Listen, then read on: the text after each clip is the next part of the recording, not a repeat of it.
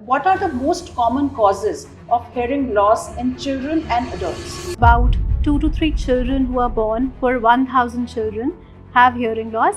So, what kind of signs are shown in such kind of patients where the hearing loss is about to start or it is there?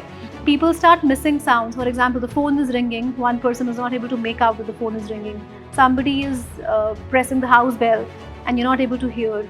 So at least all high-risk children should undergo hearing screening test. Very important. For kidney issues or chemotherapy in cases of cancer patients, they can also cause hearing loss in cases of adults. Yes.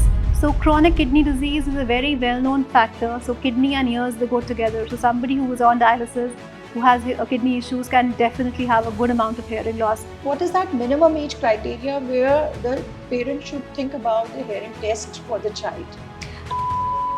So what exactly is the difference between hearing aid and cochlear implant in terms of treatment? Hearing aid are more like passive devices. You just have to insert them in your ears, and what hearing aids do is that they just amplify the surrounding sounds that are in the environment. What report you would require that you can tell them that your child require cochlear implant? Investigation Basic of investigation, choice, yes. is called as BERA. It's BERA. called as brainstem evoked response audiometry.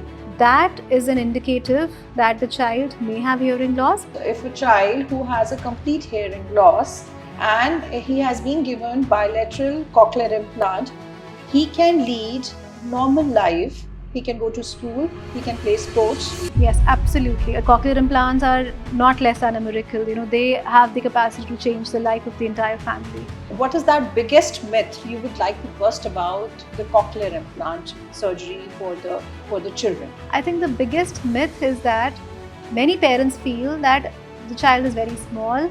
Our child cannot have hearing loss because hearing loss is a problem that only elderly people have. What is that message you would like to give to the parents who are delaying the hearing test for their children?